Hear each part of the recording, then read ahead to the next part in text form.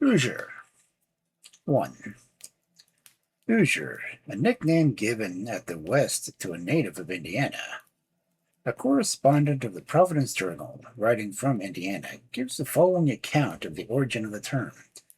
Throughout the early Western settlements were men who rejoiced in their physical strength and on numerous occasions at log rollings and house raisings, demonstrated this to their entire satisfaction. They were styled by their fellow citizens hushers, from their primary capacity to still their opponents. It was a common term for a bully throughout the West.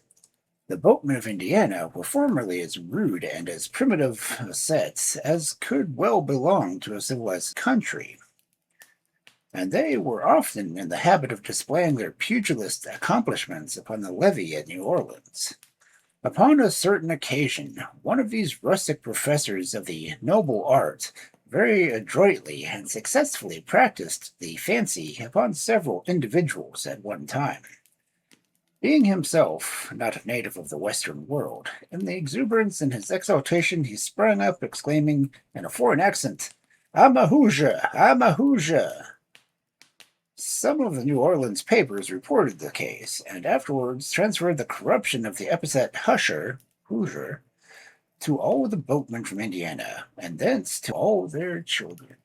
There was a long-haired Hoosier from Indiana, a couple of smart-looking suckers from Illinois, a keen-eyed, leather-belted badger from Wisconsin, and who could refuse to drink with such a company?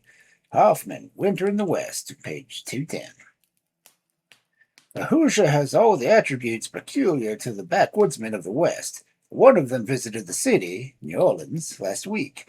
As he jumped from his flatboat to the levee, he was heard to remark that he didn't see reason for folks living on a heap this way, where they grew no corn and had no bears to kill. Pickings from Pekin.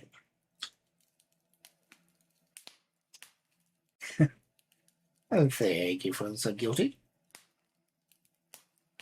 The restricted section is a cautionary tale all on its own rights. Well, I haven't heard that sound like come up for a while. Thank you for the 14 months. That seems like a pretty prime set. 2.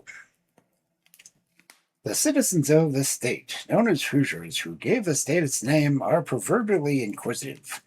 They are said to have got their nickname because they could not pass a house without pulling a latchstring, crying out, "Who's there?"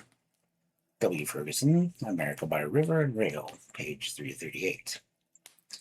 Another version derives the name from the word husher, noting a man of superior strength and skill who could hush or overcome every adversary, and hence an equivalent to the modern bully. Sucker. Sucker, a name applied throughout the West to the native of Illinois.